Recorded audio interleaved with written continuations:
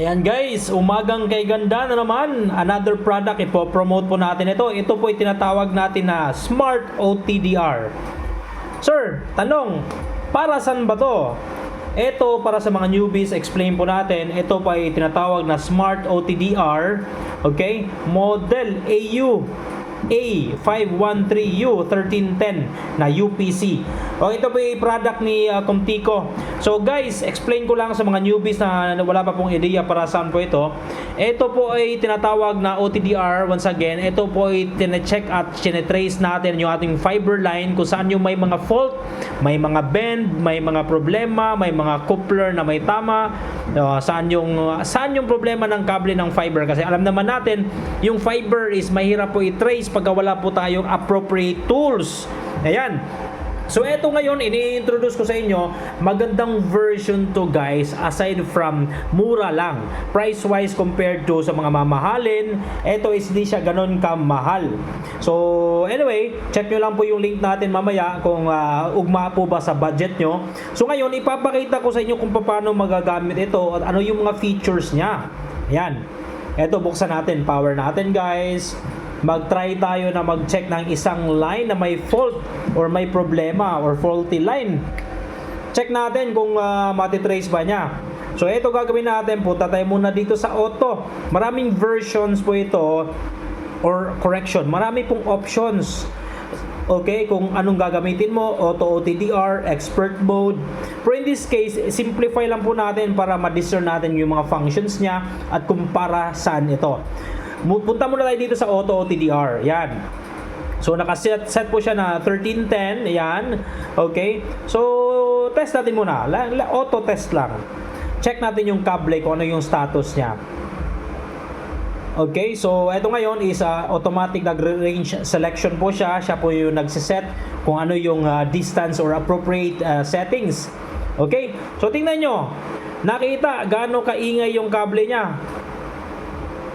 Ayan guys, oh, may mga details, maraming ingay doon, may 2, 3. Tapos dito sa 2, meron po siyang losses na 2.9 dBm. Oh my gulay. Okay. So yun yung kinagandahan niya, guys, 'di ba? Pag healthy yung kable, dapat straight line po siya. Ngayon, meron pong may nag-indicate ng 2 at 3 na spike. Yung 2 details, sabi ko kanina, 2.9 po yung spike niya. So, laki po ng losses niya, guys. So, yun yung sa setup ng auto. Ngayon, ang kinagandahan na ito, guys, lipat tayo. Pwede tayo pumunta dito sa event map. Okay? Yung mga pinapakita ko na mga versions ko na na mga, tawag na ito? May mga ibang, kaya ito. May mga ibang klaseng OTDRs tayo, gaya rin ito. Ito namang OTDR na to, I think na-vlog na natin, nailagay na natin to sa ating page Tambayan. Ito naman is simplest version. Okay, simplified version yan. Ito naman, pinapakita ko kasi ito is meron po siyang tinatawag na event map. Yun yung kinagandahan na ito. Kumbaga meron pa siyang mga tawag na ito, meron po siyang mga specs na maganda, features kumbaga. Ayan, buksan natin yung event map, tapos test natin yung kable. Click natin yung test sa upper right side, yan po yung test.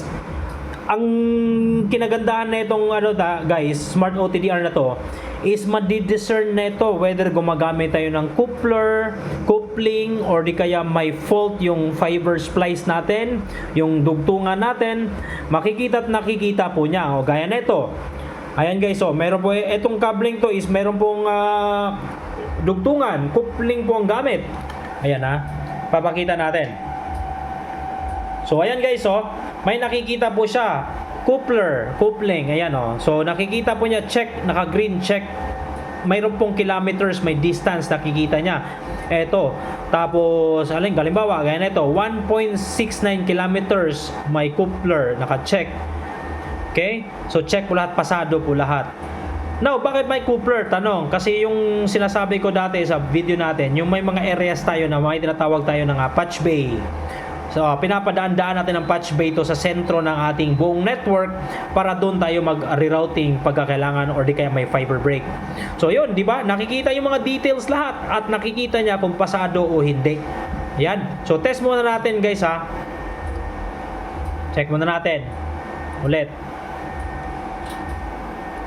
Ito is naka-auto mode. Kailangan pa natin i-set siya para makikita natin yung ugma na settings nito.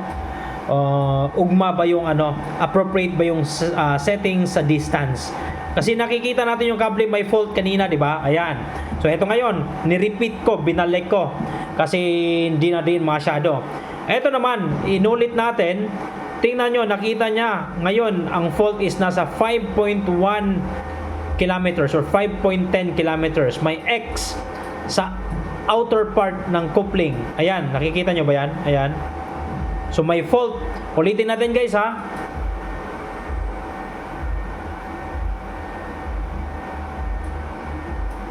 Ulitin natin. Nakikita dito sa event map may red line, ibig sabihin may problema diyan. Ibig sabihin may problema.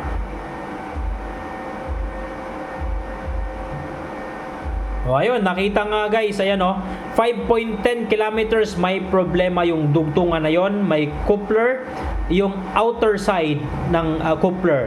So nakita natin na may problema, so alam natin agad. Tapos yung kabila from yung 6 kilometers away is naka-check ng green. So ibig sabihin walang problema. Yun yung kinagandahan ng OTDR na to. So yan guys, hopefully kayo po ay na entice sa product natin ngayon na pinopromote natin.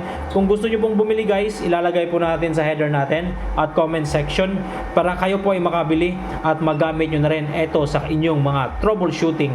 Ito po yung mga kagipay natin at mga syempre mga tools na kailangan natin para po tayo ay makapag-perform effectively. Yan guys, once again, it has been your tech guide. My name is Chan. Same practice and make sure you do it yourself. Bye for now.